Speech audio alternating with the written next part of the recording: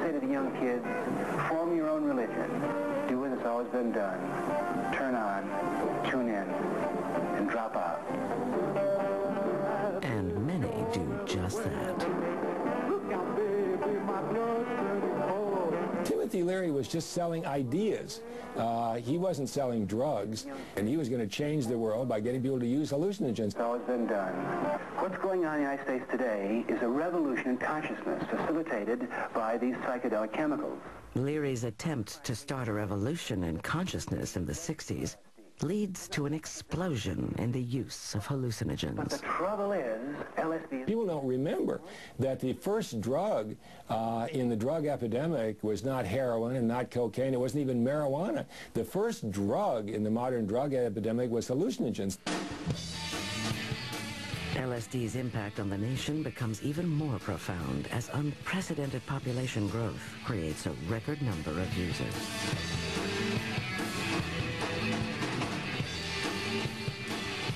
We had the baby boom generation entering the late adolescence, which is exactly the time that all drug habits begin. And when the baby boom hit that 16, 17, 18 age group, the culture changed in a very profound way, and the concept of youth culture became synonymous with drug culture. Unlike opium or heroin, which move from medicinal to recreational use, LSD is strictly a recreational drug, one that is identified with an entire generation. LSD is really very different. When LSD was first given to drug addicts and they were asked whether they liked the drug, they said no, they didn't like the drug. I don't think anybody uses cocaine or heroin to expand their consciousness, but people will take LSD and the other hallucinogens as part of a journey of self-discovery, and that's very different.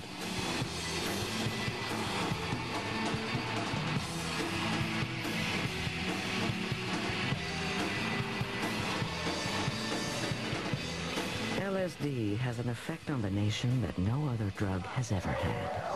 The experience of LSD shapes art and music with images and sounds derived from the way it alters the brain's perceptions.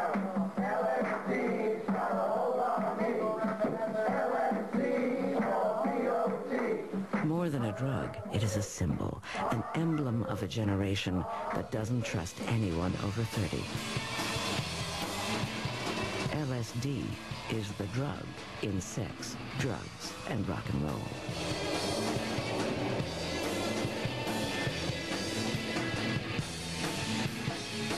There was a revolt, you might call it the bohemianization of young people.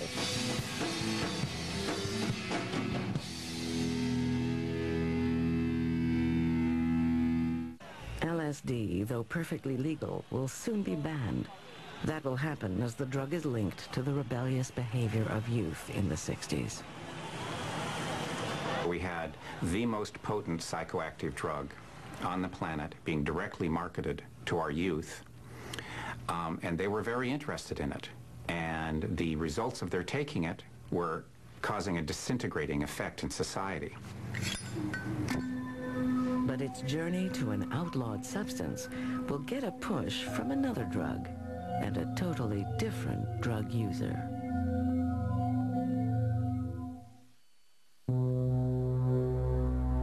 Every illicit drug starts off perfectly legal, freely used, and widely accepted. Many are even hailed at their discovery as medicinal miracles. LSD is no exception. When it is introduced to pop culture in the 60s, it is everywhere and readily available.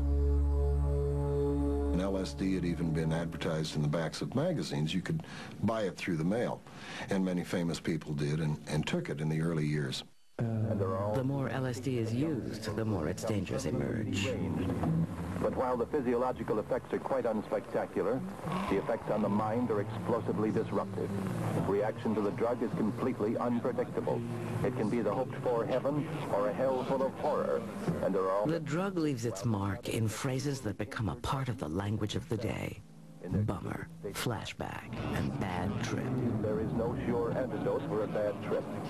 People, when their states of consciousness are altered, have a false sense of reality. Some people feel they are omnipotent. Some people feel they can fly. Some people are so disconnected, may engage in activities they would normally not engage with, and be totally embarrassed or upset once they came back to their senses. Unfortunately, these dreamy, psychedelic trips are very often one way. They weren't ready for it. They didn't understand what was happening to their mind. Post-LSD reaction is a very depressing reaction. Brain chemistry is so used up that they go into a funk. They go into tremendous morose feelings, and they can become suicidal. LSD's potential for personal harm makes headlines.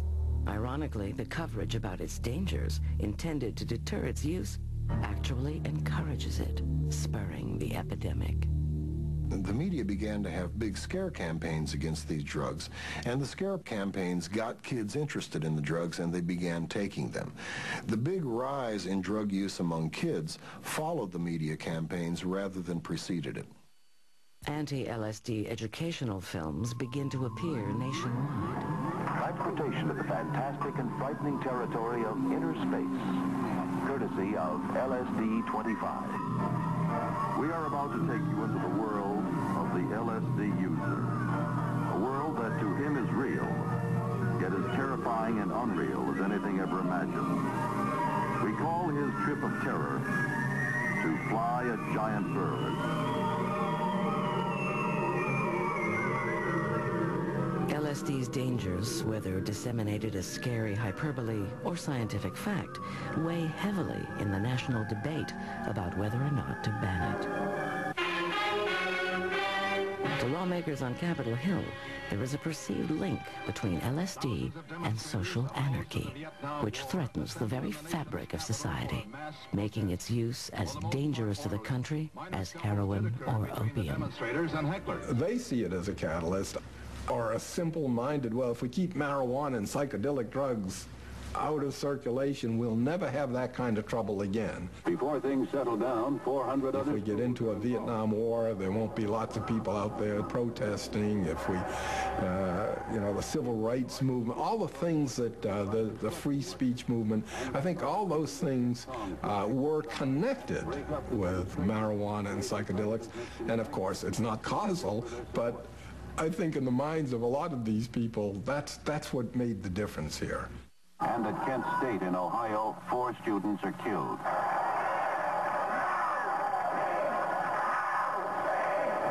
The turmoil of the 60s connects LSD to radicals and other subversives. Soon, groups associated with LSD and the drug itself become demonized, a prerequisite for the criminalization of drugs throughout history. The mob's mood, unruly.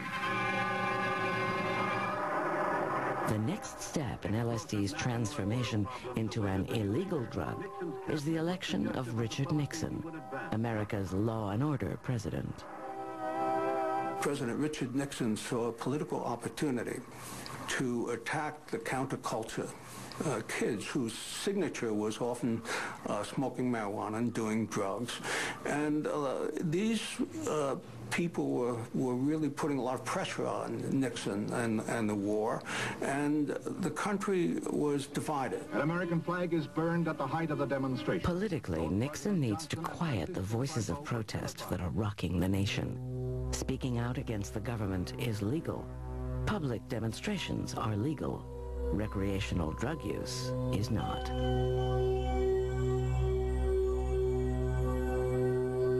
Meanwhile, the nation's top cop, FBI Chief J. Edgar Hoover, sends an official memo stating, since the use of marijuana and other narcotics is widespread among members of the New Left, you should be alert to opportunities to have them arrested by local authorities on drug charges. And he wore military. In a time of grave social upheaval, the president declares a war on drugs. The issue. We must wage what I have called total war against public enemy number one in the United States, the problem of dangerous drugs. Nixon begins by throwing out the old system of taxing drugs out of existence, making them unattainable to most users.